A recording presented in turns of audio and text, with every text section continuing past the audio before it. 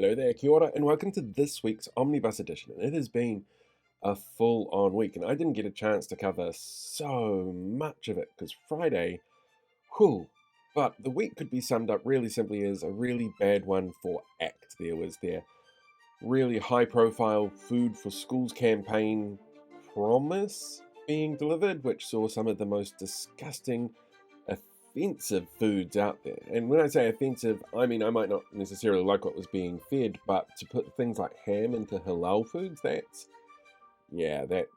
just not right. And of course, there was the story of Tim Jago finally being able to be named, which is in itself a story. It shouldn't overshadow what he did and how he hurt people, but there's a lot going on this week. It was very, very bad for ACT. And of course, there was the Treaty Principles Bill, which they introduced, and the submissions that have come in through that, and how warped that seems to have been with the people who are supporting the bill, who coincidentally always seem to be the kind of people who fall down rabbit holes around vaccines, mandates, anything essentially that conspiracy theorists love. The ACT Party fans who showed up to the submissions, yeah, they were right up there with them. Very odd. Anyway, before we hit the rest of the videos for this week's Omnibus, make sure you hit that like, share and subscribe button. Maybe consider becoming a member if you haven't done so already. You get to see a lot of the content in advance that way. There's previews that are put out for members specifically so that you can have a sneak peek, watch things in your own time. You don't have to live to my schedule. What would be the point of that? Anyway, enjoy the rest of this week's Omnibus and I will catch you guys at the other end. Hey. Hello there, kia ora.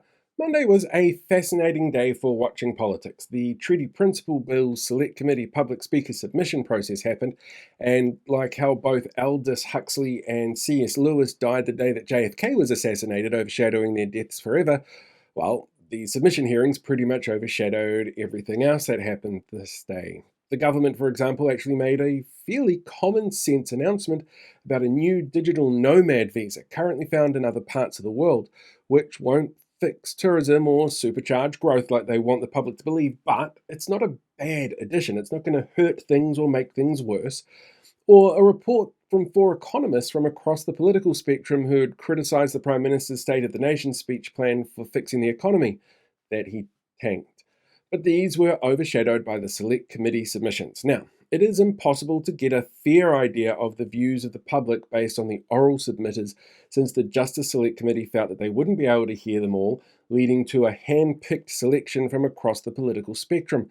And then, for most people, these submissions are then going to be summarised and compressed even further as mainstream media tries to cover them in a simple and succinct way, which loses a lot of the nuance beyond or behind those submissions. But there was some beautiful kōrero and eloquent opposition to the bill from a range of groups like the Citizens Advice Bureau, the Christchurch Methodist Mission, Hawara Taiwhenua Rural Health Network, Asians Supporting Tino Rangatiratanga, Ngāti Manuhiri Settlement Trust, university professors in politics and political sciences, former Attorney General and Treaty Negotiations Minister Chris Finlayson representing the Bar Association, youth organisations, doctors, former MPs from across the political spectrum, including two treaty negotiations ministers, and from the absolute legend that is Dame Marilyn Waring, the woman who rattled Muldoon so much he called his schnapps election, and more.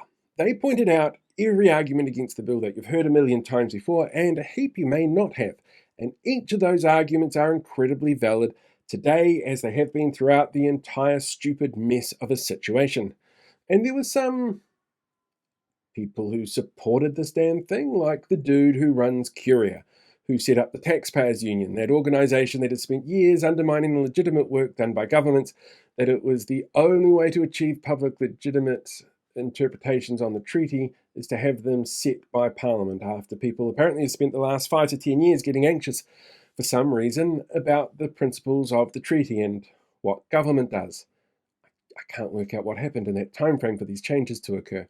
There was a business lecturer who would only say that she was a lecturer at a university, but she happened to agree with two parts of the bill that would breach the contract, that is, te tiriti. Someone who said it was wrong of the left to assume all those who support the bill are racist, but was unable to understand the role of systemic racism in our governmental infrastructure and undertakings. And of course, Hobson's pledge was there, sending their token person of colour, Elliot Ikele, pointing out that they are based on a rumoured expression from William Hobson and not something actually written down in the documents themselves, and the fact that they felt that they were entitled to speak and weren't given a spot was an absolute outrage, despite the fact that they were emailed and asked to submit and didn't respond on time, falling into the trap that they themselves were warning against. And exactly as you expect, they argued that the bill didn't go far enough, that equity might be an accidental, unintended outcome of the bill as it currently is written, and that would be bad, and fell then into the oversimplified messaging that appeals to those who wish to stay uninformed. And they use the opportunity to advertise the platform.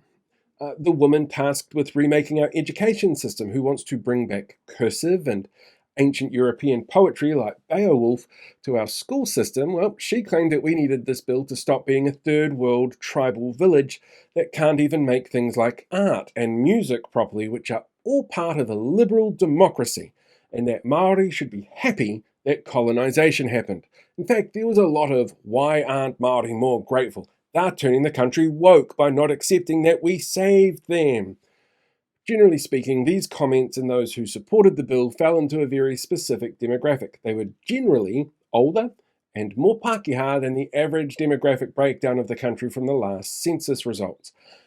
And the big issue here is that the way this all is presented is really problematic. The whole day was framed around David Seymour and his claims after he opened the process as the MP who submitted the bill. The Herald ran this headline using a direct quote from Seymour that reaffirms a belief by Seymour and his supporters that they're missing out on something by understanding and honouring Te Tiriti, understanding the reasoning why the judiciary has evolved, current principles, by understanding the fundamental nature the living document has and 185 years of lived experiences.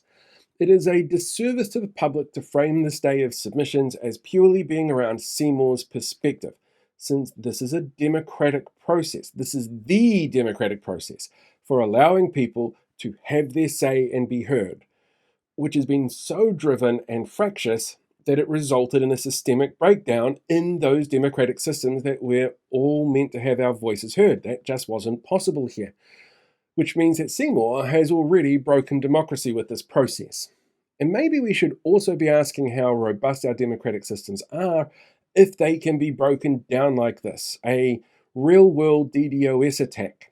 And like all of ACT's policies and its government actions against Māori in the name of equality, the problem can actually be summed up by the Professor of Public Policy at the Institute of Public Policy from AUT, the woman whose threat to cross the Parliament floor to ensure we became nuclear-free led to the downfall of Robert Muldoon, Dame Marilyn Waring, where a person or peoples have been subject to socially constructed, historic, systemic, and systematic accumulative disadvantage, equality cannot be achieved through equal treatment, which is what this whole thing really boils down to. Hello there, kia ora. Things must be looking bad in those internal National Party polling numbers because this week the Prime Minister's floated the spectre of asset sales. Now let's be real here. There hasn't been a national government in the last 40 years that hasn't floated this idea, then gone ahead and done it no matter how the public felt about it, or who would be impacted, or the negative outcomes it would cause. And it's based on two highly flawed beliefs, according to this 1989 report from Treasury. The first is that private enterprise is inherently better at running businesses than government. And secondly, we can only get out of debt or get debt under control by selling assets to do so under the pretense that our debt to GDP ratios are so high we wouldn't be able to borrow more for fear of collapsing the entire economy. Both of which ignore the basic fact that enterprise undertaken by the government's actually done for the greater good, not for profit. Governments are not, this is really fucking important, businesses. A government's not there to turn a profit for shareholders. It's there to look after the population it serves.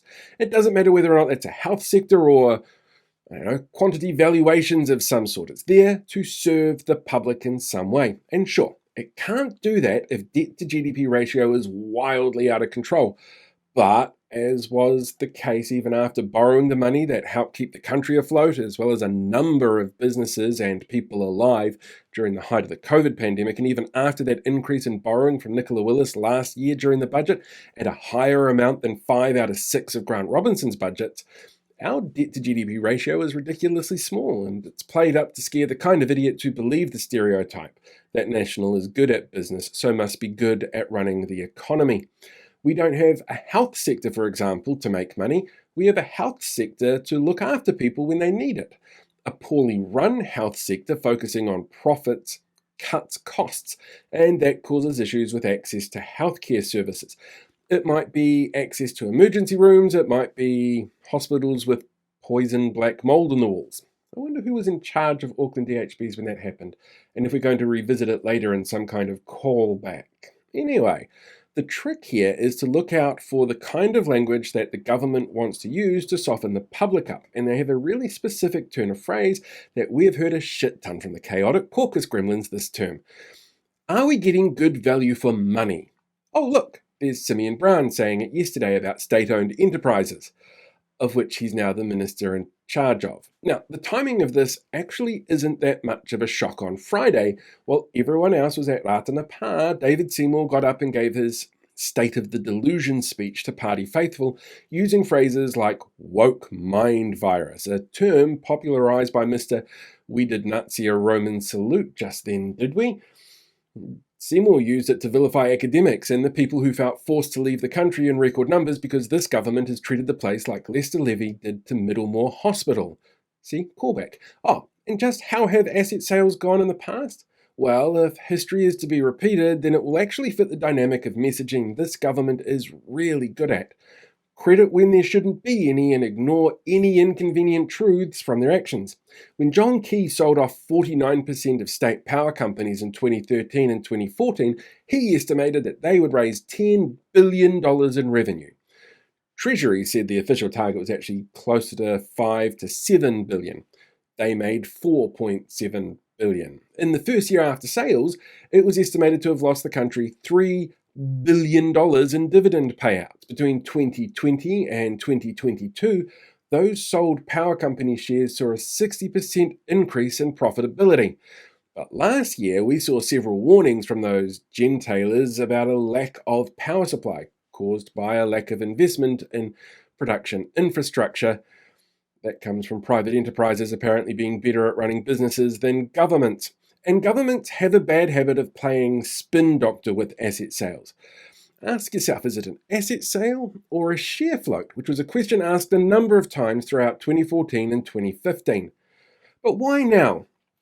Why are the National Party rattled enough now to consider floating the idea, and the media so confused about how to frame it, and the Herald so determined to make it seem like a good thing? Well, there's a number of reasons, like the fact that ACT and its proxies at Hobson's Pledge have been working really hard to tell National voters that National isn't being shitty enough, especially during the hearings on the Treaty Principles Bill. Sure, they're driving away record numbers of people and caused the worst recession since the 90s and breaking up the classic national plans of vilifying beneficiaries, making people homeless and promising tax cuts that'll fix it all.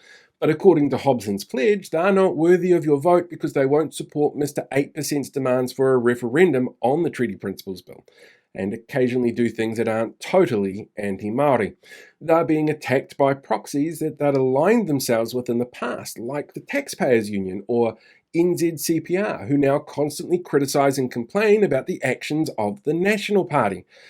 And that's on the Nats for thinking that ACT-linked lobby groups would do that to them and think it wasn't going to hurt them and work bloody hard to convince voters that ACT is the choice for them. So, like the time they slumped in the polls and dragged out John Key to talk about his love of Donald Trump, or the time they slumped in the polls and got John Key out to talk about people warming up to Christopher Luxon, it seems that there might be another slump in the polls, and this time they just can't get hold of John Key. Maybe he's, busy or something. So they've gone back to the tried and tested well of National Party ideas.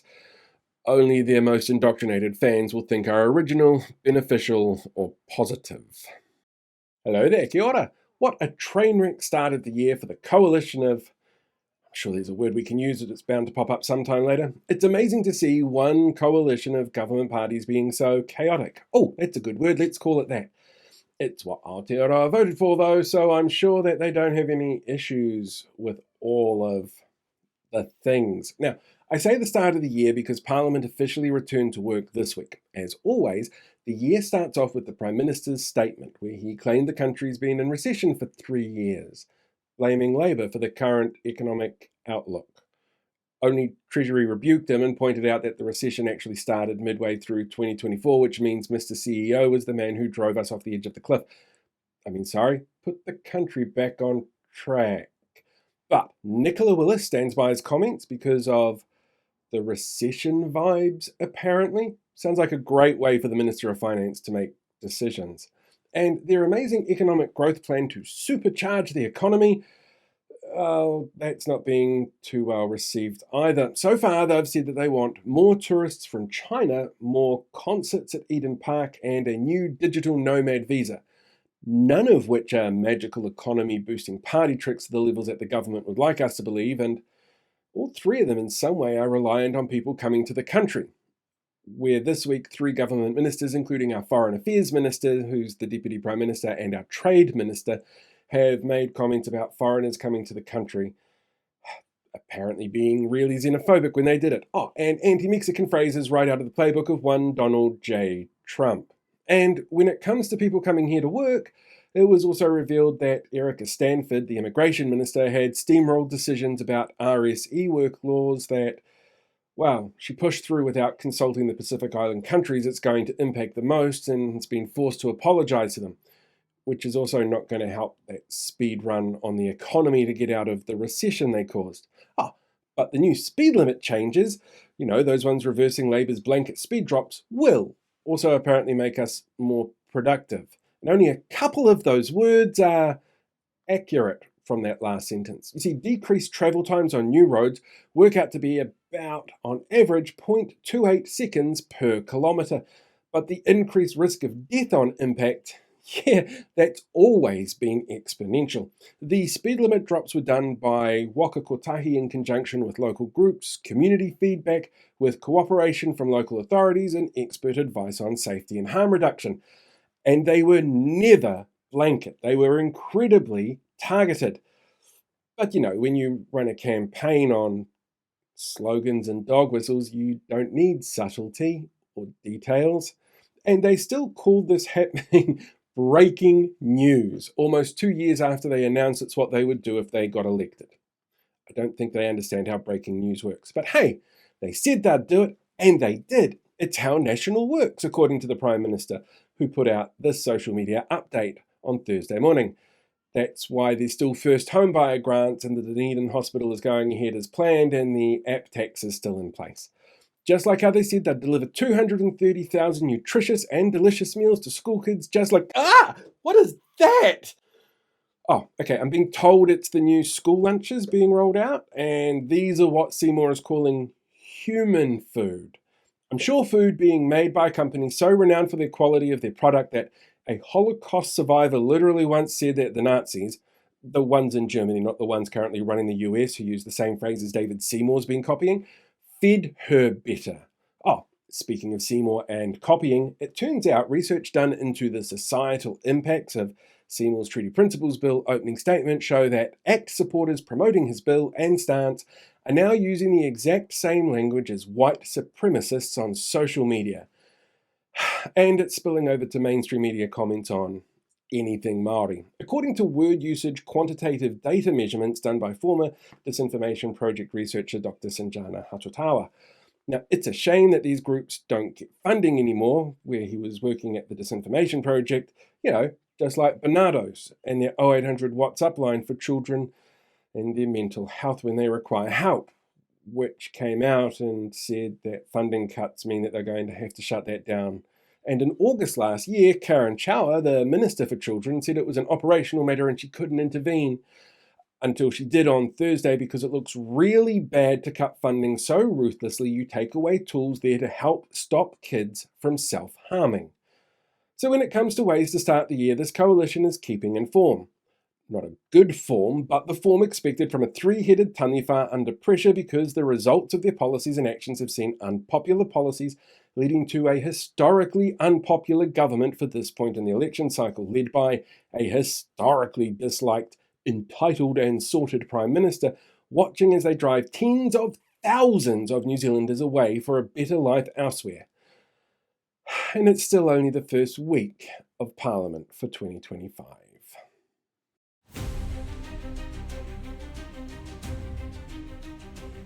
Hello there, kia ora, and welcome to this week's The News. David Seymour, seen here practicing his backup career as a mime trapped in a box, is defending the new school lunch program he spearheaded after reports of issues on their first week of rollout. These included reports of inedible food, some meals being delivered up to 3 hours late and cold, and ham in halal meals. Said Seymour, "I know we promised sandwiches and fruit, food of the same or better quality, which weren't anywhere in sight this week, but we thought recycled food would appease those woke quinoa and sushi fans," as he ate out at a fancy new restaurant in his electorate after forcing children to eat slop. In a follow-up interview, Seymour confirmed that schools forced to buy food to cover for late and inedible lunches will not be reimbursed. Manawatu iwi have written an open letter to Governor-General Dame Cindy Kero to question the appointment of local councillor Grant Hadfield, seen here showing how many years' experience he has in the field of treaty claims on his fingers, to the Waitangi Tribunal. Their concerns include Hadfield holding a narrow and misinformed view of iwi and a refusal to undertake any education on local iwi and local treaty settlements. Hadfield's social media output includes content from Liz Gunn and other disinformation spreaders. Said Māori Development Minister Tama Potaka, seen here pointing to someone infinitely more qualified than Hadfield for the Waitangi Tribunal role, "Sure, we gave this spot to an unqualified farmer with a history of being susceptible to disinformation over far more qualified and appropriate choices. But at least Groundswell will feel represented on the tribunal now." The banking industry has been making changes to its lending rules in terms of business that are harsher on high-polluting industries in the wake of climate change, and it's become the latest rage bait for News Talk ZB hosts like Kerry Woodham and Mike Hosking, who, as right-wing political commentators, have often argued that regulation and rules stop businesses from making their own decisions on how to operate. But in this case, because it's all about climate change, which is woke, that simply can't be allowed to happen. New Transport Minister Chris Bishop, seen here wondering if he should bring back the mullet, was out this week celebrating what his party are calling the removal of blanket speed reductions forced on the public by the previous government. After extensive consultation with local communities, local authorities, experts in harm reduction, road safety, and emergency medicine, that have been proven to reduce the harm from a vehicle collision significantly and help drop fatality rates at pick-up and drop-off times outside schools from a high of 85%. Oh no, my apologies. He simply said, "Got to go fast. Zoom, zoom." Numbers released this week by Finance Minister Nicola Willis, seen here being left hanging after trying to high-five the Prime Minister when she told him how in a Finance Select Committee hearing she said he was never wrong, even when he made easily debunked claims like the country's been in a recession for 3 years and it was all Labour's fault, show almost 22,000 families have claimed their Family Boost entitlements this year after applications opened on January 1st. The target set by the government for the scheme, which sees families pay for childcare then reclaim a rebate, was hoped to be used by 130,000 families annually, with 65,000 families having registered, meaning the first quarter targets are already well below expectations. RNZ has been accused of endorsing racist rhetoric used by New Zealand First Winston Peters, Shane Jones and Nationals Todd McClay towards Mexican-born MP Ricardo Menendez-March, after a written update on the story seemed to make out he couldn't enunciate English words when quoting the Green MP. Said a spokesperson for RNZ, "Us fail English? That's impossible." And finally, this week saw the second and third readings of the Taranaki Maunga Redress Bill pass through Parliament, officially granting Mount Taranaki the status of legal personhood. As a legal person with no official recognised job by the government, Social Development Minister Louise Upston has already called it a lazy beneficiary and demanded it find employment or face benefit sanctions. And that's this week's The News. Hey, thanks for checking out this week's Omnibus. It is a bit of a short one. It's been a bit of a busy week with everything else that's going on. So, I hope you enjoyed it. I hope you learned something from it more than anything. and I hope it's making you consider what's going on in terms of our government. Also, don't forget there is a local body election coming up as well, so we're going to be doing a fair bit more coverage of that. If you caught Behind the Walls this week, you might have seen an interview with Karen Leone. She is an Auckland City Councillor who's running for the mayoralty. Sam and Blake took that one because I was busy that day doing something in her ward, actually, thinking about it. So yeah, we're going to do a lot more stuff on local body politics as the year goes on. So really important to make sure that you're getting out there registered to vote, that you know who you're voting for and you're doing the research. Hopefully we can help a little bit with that. Anyway, until next week, live long, prosper, be one with the force, and I will catch you guys all next time.